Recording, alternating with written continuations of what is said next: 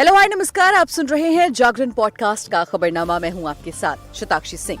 आज तारीख है 25 सितंबर की और दिन है सोमवार का। चलिए आपको बताते हैं आज दिन भर की तमाम बड़ी खबरें। बुलेटिन की शुरुआत करेंगे हेडलाइंस के साथ। जरा भी मौका लगा तो बड़ा नुकसान, एमपी में मोदी ने कांग्रेस से किया सावधान।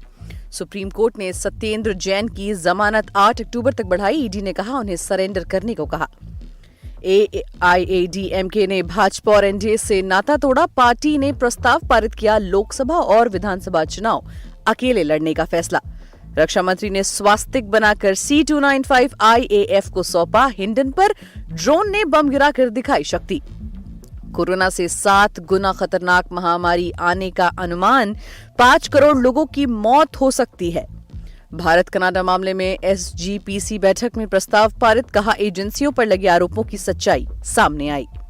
सरकार ने दालों की स्टॉक लिमिट 31 दिसंबर तक बढ़ाई। स्टॉक होल्डिंग लिमिट भी रिवाइज की, इससे दालें महंगी नहीं होंगी।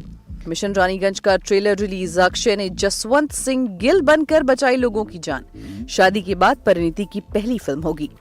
भारत ने एशियाड क्रिकेट में पहली बार जीता गोल्ड। विमेंस फाइनल में श्रीलंका को 19 रन से हराया। थितास ने 3 विकेट लिए। अब खबरें विस्तार से जान लीजिए। प्रधानमंत्री नरेंद्र मोदी ने सोमवार को भोपाल में कार्यकर्ता महाकुंभ को संबोधित किया। पीएम मोदी ने मध्य प्रदेश में एक बार फिर भारतीय जनता पार्टी की सरकार बनाने की अपील करते हुए कांग्रेस पर जमकर निशाना साधा। पीएम मोदी ने कांग्रेस की पुराने दिन याद दिलाते हुए कहा कि यदि कांग्रेस को दोबारा मौका मिल गया तो मध्य प्रदेश का बड़ा नुकसान हो जाएगा। उन्होंने कहा कि कांग्रेस एक बार फिर मध्य प्रदेश को बीमारू राज्य बना देगी। पीएम मोदी ने कहा कि एमपी में भाजपा की सरकार को 20 साल हो चुके हैं। जो युवा इस साल के चुनाव में पहली बार वोट डालेंगे, उन्होंने भाजपा की सरकार को ही देखा है।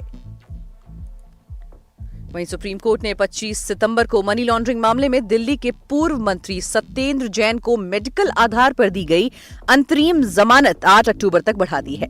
जस्टिस एस बोपन्ना और बेला एम त्रिवेदी की बेंच ने मामले की सुनवाई करते हुए सत्येंद्र जैन को राहत दी है।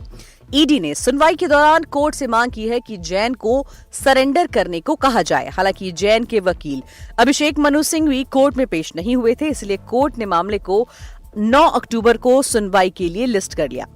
कोर्ट ने जैन को 26 मई को मेडिकल ग्राउंड पर 11 जुलाई तक की जमानत दी थी। इसके बाद से कोर्ट उनकी जमानत कई बार बढ़ा चुका है। वहीं अन्ना द्रमुक यानी कि AIADMK ने भाजपा और एनडीए से आधिकारिक तौर पर नाता तोड़ लिया है। अब पार्टी अगला लोकसभा और विधानसभा चुनाव अकेले लड़ेगी। पार्टी नेताओं ने सोमवार को हुई एक मीटिंग में इस संबंध में एक प्रस्ताव भी पारित किया है। पार्टी के डिप्टी कोऑर्डिनेटर KP मुनुसामी ने बताया कि अन्ना द्रमुक भाजपा से और एनडीए से आज से सभी संबंध तोड़ रही है। भाजपा के लोग पिछले 1 साल से पार्टी नेताओं, खासकर महासचिव E पलानीसामी के खिलाफ बयानबाजी कर रहे हैं। AIADMK के प्रवक्ता शशि रेखा ने कहा कि सदस्यों की राय के आधार पर हम ये प्रस्ताव लाए। ये AIADMK के लिए खुशी का पल है। हम आगामी लोकसभा या विधानसभा चुनाव अकेले अपने दम पर लड़ेंगे। 18 सितंबर को AIADMK नेता D जयकुमार ने कहा था कि तमिलनाडु के भाजपा प्रमुख के अन्नामलाई हमारी पार्टी के पूर्व मुख्यमंत्रियों CN अन्नादुरई और जयललिता पर बयानबाजी करते हैं। हमारे कार्यकर्ता इस बात को कतई बर्दाश्त नहीं करेंगे। वहीं गाजियाबाद में एयरफोर्स के हिंडन एयर बेस पर सोमवार को भारत की ड्रोन शक्ति का प्रदर्शन हुआ।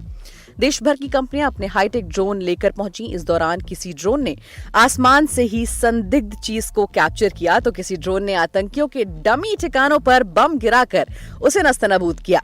इस दौरान रक्षा मंत्री राजनाथ सिंह ने C295 एयरक्राफ्ट की चाबी भी वायुसेना प्रमुख VR चौधरी को सौंपी। इस दौरान राजनाथ सिंह ने सर्वधर्म प्रार्थना की। उन्होंने रोली से एयरक्राफ्ट पर स्वास्तिक बनाया, एयरक्राफ्ट को रक्षा सूत्र बांधा। रक्षा मंत्री और VR चौधरी C295 एयरक्राफ्ट के अंदर गए। भारत ड्रोन शक्ति शो की शुरुआत में एयरबेस पर सिंबॉलिक तौर पर 2 संदिग्ध आतंकी दिखाई दिए। पहले एक ड्रोन से उनकी तस्वीर कैप्चर की गई, जबकि तुरंत वहां पहुंचे दूसरे ड्रोन ने ऑटोमेटिक वेपन से फायरिंग करते हुए उन्हें खदेड़ दिया। इसके अलावा शो में 50 तरह के ड्रोन का प्रदर्शन हुआ। इसमें रक्षा, कृषि, अग्निशमन, हेल्थ, सर्वेक्षण सेक्टर से जुड़े ड्रोन भी दिखाए गए। वहीं ब्रिटेन की वैक्सीन टास्क फोर्स के चीफ डेम केट बिंगम का कहना है कि अगली महामारी 5 करोड़ लोगों की जान ले सकती है। वर्ल्ड हेल्थ ऑर्गेनाइजेशन ने इसे एंटिसिपेटेड महामारी को डिजीज एक्स नाम दिया है। वहीं डेली मेल की एक रिपोर्ट के मुताबिक एक्सपर्ट्स का कहना है कि ये महामारी कोविड-19 से 7 गुना ज्यादा खतरनाक साबित हो सकती है और जल्द ही फैल सकती है, यानी इसके मामले जल्द सामने आ सकते हैं। ये महामारी मौजूदा वायरस की वजह से ही फैलेगी। ऐसा इसलिए क्योंकि वायरस तेजी से म्यूटेट हो रहे हैं। म्यूटेशन का मतलब होता है कि किसी जीव के जेनेटिक मटेरियल में बदलाव। जब कोई वायरस खुद की लाखों कॉपी बनाता है और एक इंसान से दूसरे इंसान तक या जानवर से इंसान में जाता है तो हर कॉपी अलग होती है। कॉपी में ये अंतर बढ़ता जाता है। कुछ समय बाद एक नया स्ट्रेन सामने आता है। ये बहुत ही सामान्य प्रक्रिया है। वायरस अपना रूप बदलते रहते हैं। सीजनल इन्फ्लुएंजा तो हर साल नए रूप में सामने आता है। वहीं शिरोमणि गुरुद्वारा प्रबंध कमेटी यानी कि SGPC की आंतरिक समिति की बैठक में कनाडा के प्रधानमंत्री जस्टिन ट्रूडो के दिए बयान पर चर्चा की गई। कमेटी ने हरदीप सिंह निज्जर की हत्या के मामले में भारतीय एजेंसियों के अधिकारियों की संलिप्तता को लेकर लगाए गए आरोपों पर गहरी चिंता व्यक्त की। एडवोकेट हरजिंदर सिंह धामी की अध्यक्षता में हुई अंतर समिति की बैठक में विशेष प्रस्ताव भी पारित किया गया। प्रस्ताव में कहा गया कि किसी भी देश की संसद में प्रधानमंत्री द्वारा दिया गया बयान सामान्य नहीं माना जाता। प्रधानमंत्री द्वारा संसद में कही गई हर बात को आसानी से खारिज नहीं किया जा सकता। कनाडा के प्रधानमंत्री ने भारतीय एजेंसियों पर जो आरोप लगाए हैं उसकी सच्चाई दोनों देशों को राजनीति से परे ईमानदारी से लोगों को सामने रखनी चाहिए। अगर इसे केवल राजनीति के कारण दबाया जाएगा तो ये मानवाधिकारों के साथ अन्याय माना जाएगा। इससे पूरे दुर्घटनाक्रम में मुख्य मीडिया और सोशल मीडिया प्लेटफॉर्म पर सिखों और पंजाब के खिलाफ फैलाए जा रहे नफरत भरे प्रचार की भी कड़ी निंदा की गई। वहीं सरकार ने तुअर दाल और उड़द की दाल की कीमतों पर नियंत्रण और उपलब्धता सुनिश्चित करने के लिए स्टॉक लिमिट 31 दिसंबर तक बढ़ा दी है। स्टॉक होल्डिंग लिमिट को भी रिवाइज किया है।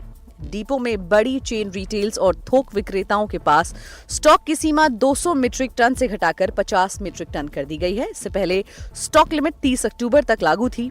सरकार ने कहा कि स्टॉक लिमिट में संशोधन और टाइम पीरियड बढ़ाने का फैसला जमाखोरी को रोकने के लिए किया गया है। इससे बाजार में पर्याप्त मात्रा में तुअर और उड़द की उपलब्धता सुनिश्चित होगी और उपभोक्ताओं को ये सस्ती कीमतों पर मिलती रहेगी।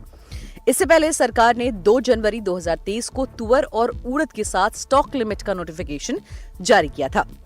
इसके साथ ही इंपोर्टर्स 30 दिन से ज्यादा स्टॉक नहीं रख सकते।